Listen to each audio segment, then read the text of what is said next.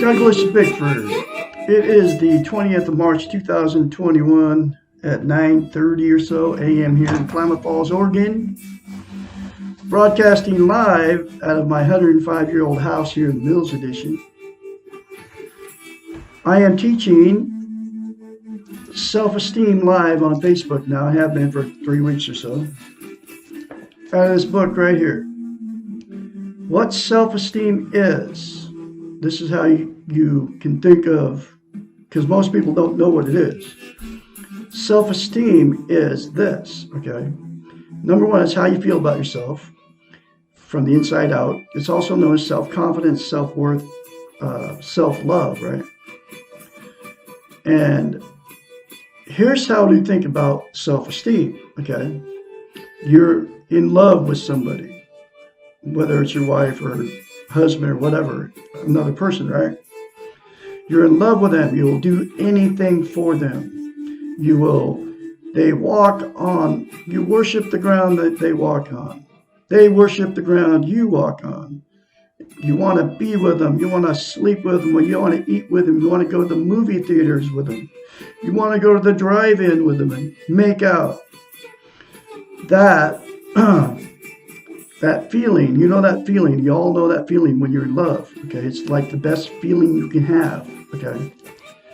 And so just put yourself, you, in the position that you love that other person. That's what self-esteem is, okay? Like I said, most people don't know what it is, but that's what it is. You just put yourself in the person in the position of the person you love, and you treat yourself the same way. You know how you treat your loved one. You just want to do everything for them. You make dinner for them. You want to make them happy. You kids can't wait to hang out with them. That's what self-esteem is when you do that to yourself. And the only way that you can do that is to love yourself, which is attaining self-esteem, because self-esteem is self-love, okay? And the only way that you can do it comes out of a book by the Portable Therapist, or by Dr. Susanna McMahon from the Portable Therapist.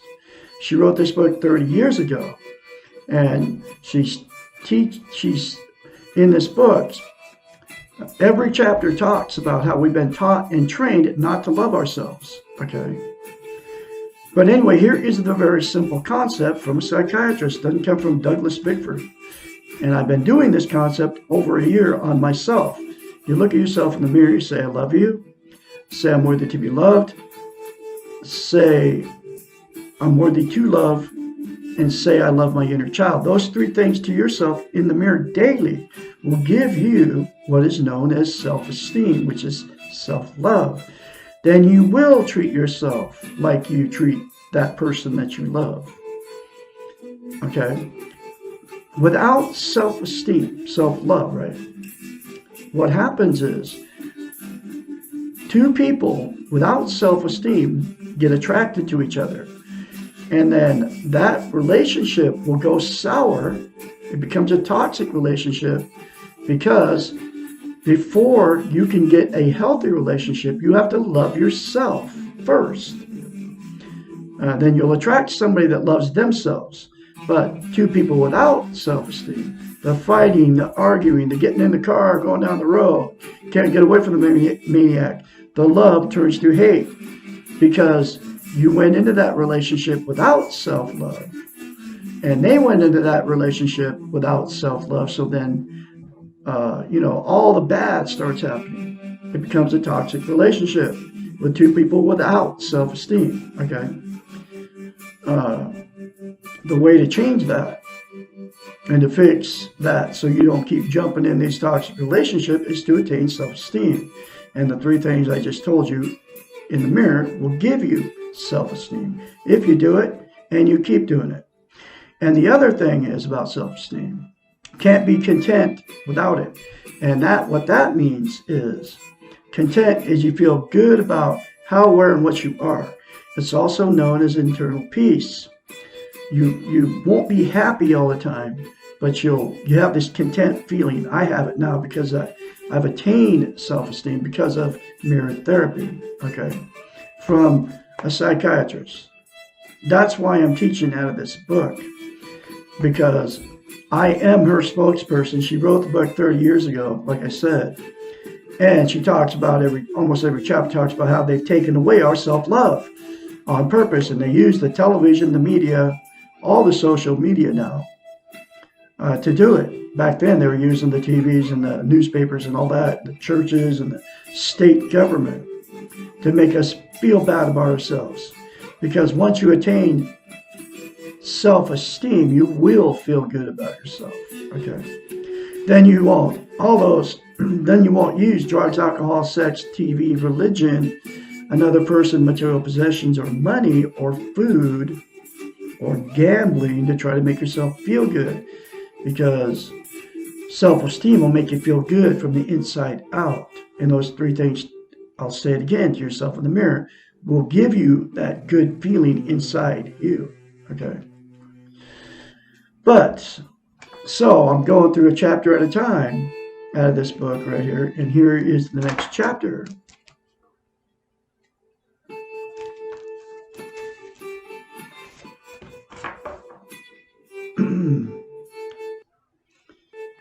Can too much self-esteem lead to self-centeredness?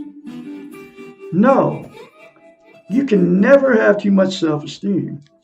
It is a process, not a goal, not a commodity.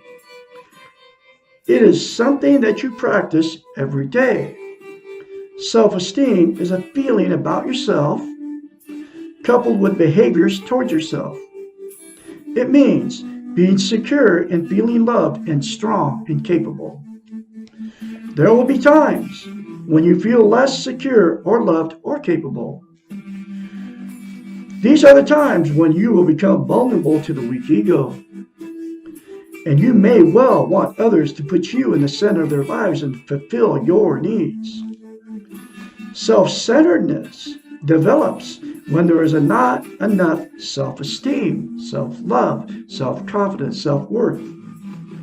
The best solution to feeling the need for others, the best solution to the feeling for others to take care of you is to give yourself more of what you're wanting others to give.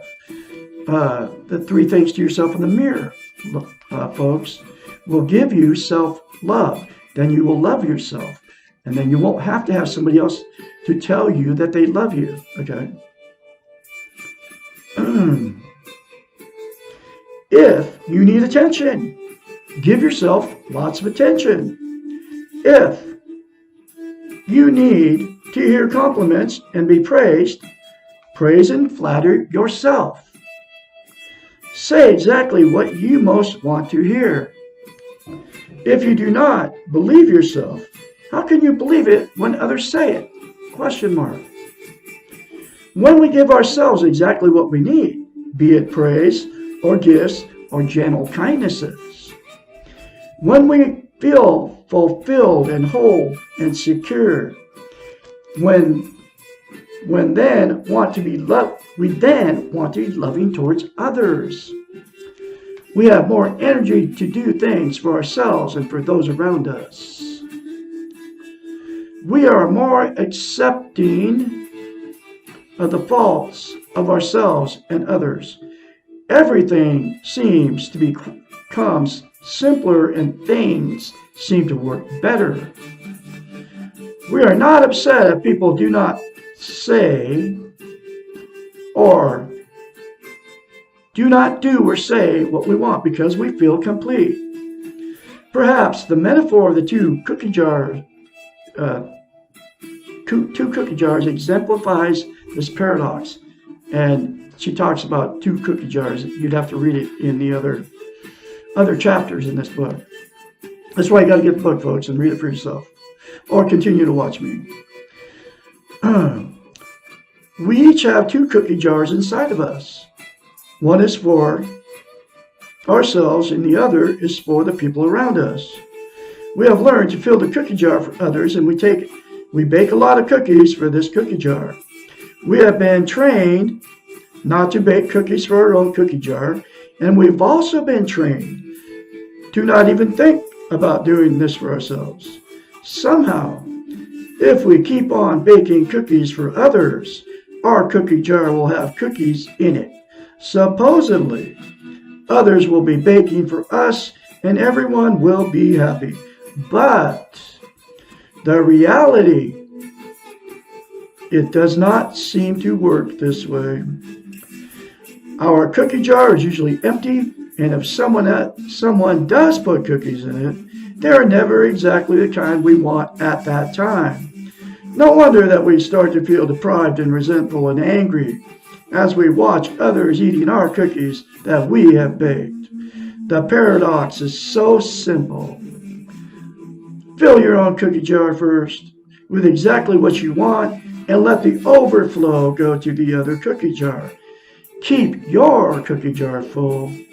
Teach your family members to fill their own cookie jars first. Everyone will win. Period. Woo! There's another important chapter for you folks. They're all important. Okay. And say those 3 things to yourself in the mirror. It will give you self-love, self-confidence, self-worth daily instead of criticizing yourself, folks. You're all full of goodness. I'm going to have another chapter for you tomorrow, which will be, how can I learn to have self-esteem? So please watch for my next video. You all have a great day out there. And I can be your mentor only when you start going through this change. When you start saying to yourself, I love you in the mirror, call me at 458-232-5238. I can be your mentor. I can be your guide. I can encourage you along the way to, once you start changing from the inside out, because it will give you self-esteem and you will feel a difference. When you start feeling it, call me and I can encourage you to keep doing what you're doing. You all have a great day. I'll talk to you tomorrow.